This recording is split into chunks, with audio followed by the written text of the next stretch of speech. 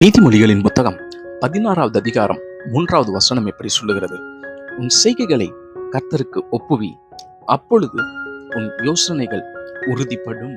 நம்முடைய யோசனைகள் நிறைவேற வேண்டும் என்றால், நம்முடைய யோசனையானது நாம் சொல்லுகிற ஒவ்வொரு செயல்களும், நாம் செய்கிற ஒவ்வொரு செயல்களும், நம்முடைய ஒவ்வொரு கிரியைகளும் செயல்பட வேண்டும் என்றால், செத்ததா இல்லாதபடி செயல்பட வேண்டும் என்றால், நாம் ஒவ்வொன்றையும் கர்த்தரிடத்தில் ஒப்புக் கொடுக்க வேண்டும்.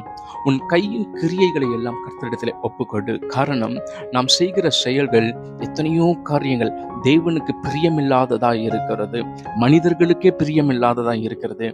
நம் சுயநலத்திற்காக, நம் ஒருவர்களுக்காக, நம் குடும்பத்தினர்களுக்காக நம் தேவனுக்கு பிரியமில்லாத காரியத்தை நாமே அறியாமல் செய்கிறோம். அப்படிப்பட்ட காரியங்கள் நடைபெறுகிறது நிமித்தமாக தான் நம்முடைய யோசனைகள் உறுதிப்படுவதில்லை. நம் குடும்பத்தோடு அமர்ந்து இந்த மாதம் பட்ஜெட்டை நாம் போடுவோம், எப்படி செயல்படுத்த வேண்டும் என்று. ஆனால் நாம் போடுகிற பட்ஜெட்டையும் மீறி செலவு ஆகிறது என்றால், நம்முடைய செயல்கள் தேவனுக்கு பிரியமா இருக்கிறதா என்பதை யோசித்து பாருங்கள். நம்முடைய வழிகள் எல்லாம் கர்த்தருக்கு பிரியமா இருக்கும் பொழுது, நம்முடைய யோசனைகள் உறுதிப்பட வேண்டும் என்றால், நம் வழிகள் எல்லாம் கர்த்தருக்கு பிரியமா இருக்க வேண்டும். அப்பொழுதுதான் நம்முடைய சத்துருக்களும் நம்மோடு கூட சமாதானமாவார்கள். நமக்கு பிரியமில்லாதவர்கள் நம்மோடு உடன்படிக்கை செய்து கொள்வார்கள், சமாதானமாகிக் கொள்வார்கள். இவ்வளவு கம்மியான வருமானத்திலும் எப்படி நீங்கள் ஆசீர்வதிக்கப்பட்டவர்களாக இருக்கிறீர்கள், எங்களுக்கு அந்த ரகசியத்தை சொல்லுங்கள் என்று சொல்லுவார்கள்.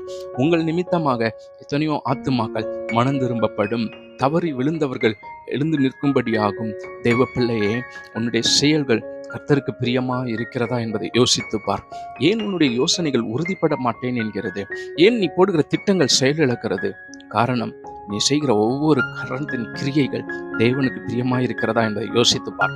அப்பொழுது உன்னுடைய யோசனைகள், நீ செய்கிற எல்லா திட்டங்களும் உறுதிப்படும், ஜெயமாகும். God bless you.